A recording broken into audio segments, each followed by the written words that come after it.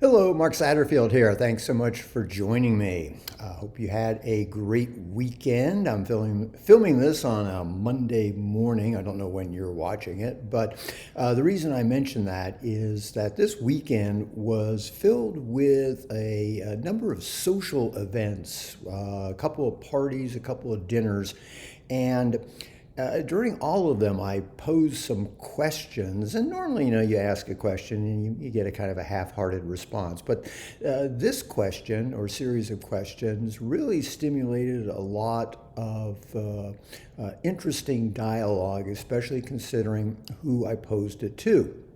Now, I'm pretty fortunate in the sense that most of my friends and social acquaintances tend to be very wealthy individuals. And that is good because if you're someone whose focus is the affluent market, and when I put together this book, hey, see how I snuck that in, the Affluent Marketing Blueprint, which I hope you've gotten a copy of by now. If not, there's a link somewhere near here to get it. And I'm giving away some copies. Just help me out with the postage and handling. Or you can go to Amazon and buy it, pay a few shekels more.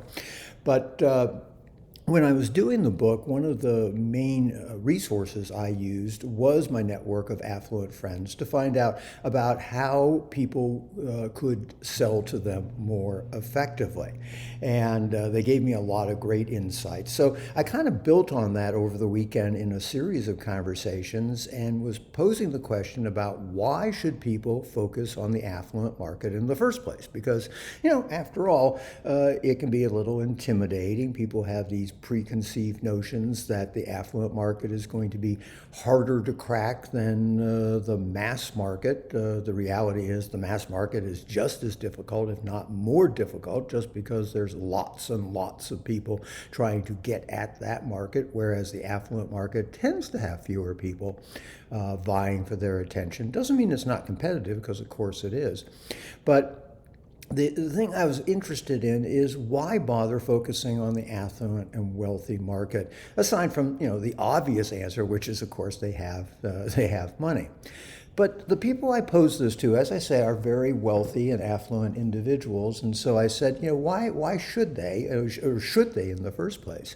And the answer was a resounding yes, in the context of yes. If they had a kid who had the choice of marketing to different groups of people, would they encourage that person to focus on the affluent market? And the answer was this resounding yes, but not for the reasons necessarily we would think of. So I wrote down their answers, and so if you will bear with me, I'll use my little cheat sheet here.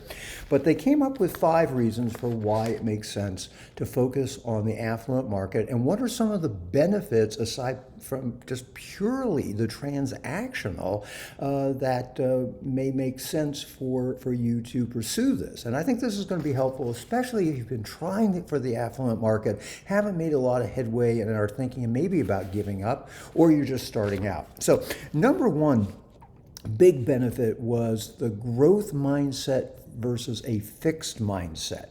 And not surprisingly, wealthy individuals tend to have a growth mindset. And when we talk about growth mindset, what we're talking about is people whose focus is on learning, improvement. They face or they show resilience in the face of challenge, enables them to bounce back after setbacks. And the great thing is when you're around these kinds of people, it can help you break free from limiting self-beliefs that may be holding you back. So hanging around and having associations with wealthy and affluent people really does help you establish this growth mindset as opposed to a fixed mindset.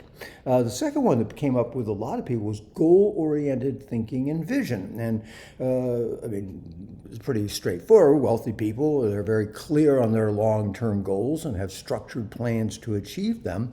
And I think this is a good point, because when we're around people who set very specific goals, it makes us think about setting goals. Because a lot of times we don't really set goals. We understand that it's a good thing to do, we know it's something that we should do, we kind of in the back of our mind think about setting a fuzzy goal, or maybe we do those lame-ass New Year's resolutions, but we don't really set specific measurable goals with various check-in points. And what you find with the affluent and the wealthy is that they do this as a matter of course. So when you're around the wealthy and the affluent, you notice that they're doing this, and this of course can have a very positive impact on you and improve your ability in this area as well. I thought that was an interesting one. This next one resonated with a lot of people, and it was openness to opportunities and calculated risk taking. And this is huge because it's wonderful to watch videos, and it's wonderful to read books, and it's wonderful to visualize what might happen if you are successful. But ultimately, as Dad would often say, if you want to get hit by cars, you got to go play in traffic.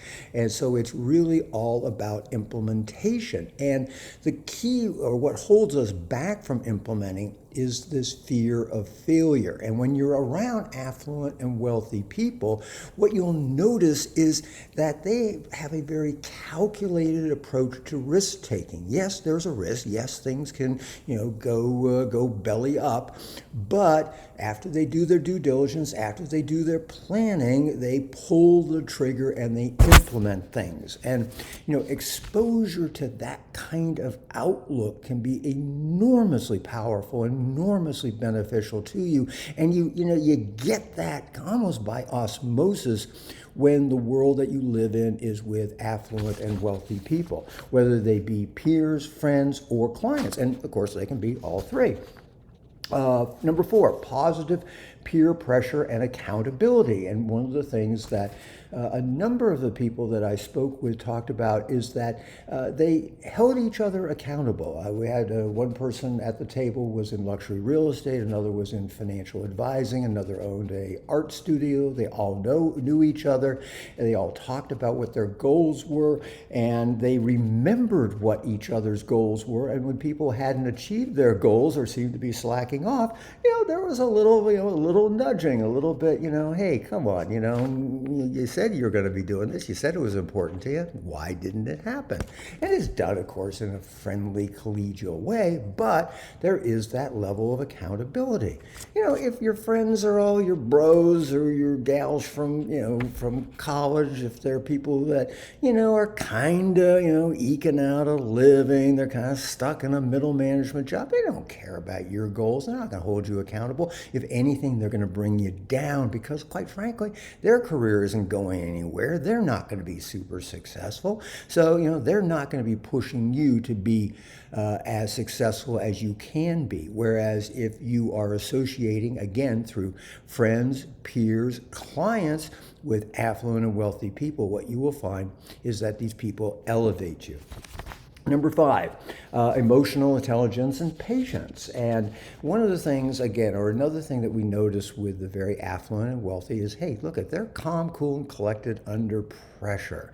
And, this is something that comes with age to a certain amount. It comes because of maturity to a certain amount, but it also becomes because you observe other people, how they interact, how they behave when the times get tough.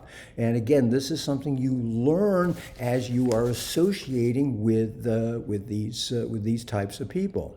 Look, quite frankly, who you are is going to be a mosaic. I can look back on my life and I can see, pieces of my personality, my traits, my characteristics from this person and this situation and that situation. And the question becomes, what kind of pieces are you drawing from to build your own mosaic? And again, that's ultimately one of the reasons why it's so crucially important to be around the affluent and the wealthy if you want to maximize your own success, because you're going to learn an awful lot by observing them. Are you going to do everything that they do? Of course not. But you are going to find little nuggets that you're going to incorporate into your own mosaic. Finally got that sentence out. Okay, so I thought that this was really interesting.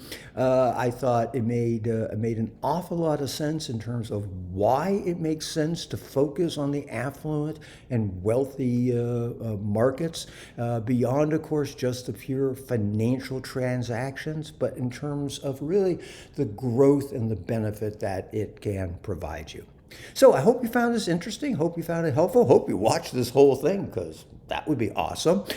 Drop me a note. Let me know what you thought of this. See if you think it was helpful to you. If there's things that I overlooked in terms of other benefits of working with the wealthy and the affluent, please drop a note in the comment, or wherever it is that you can drop a note, depending upon the platform that you're watching this on. And as always, thank you so much for being a part of my community.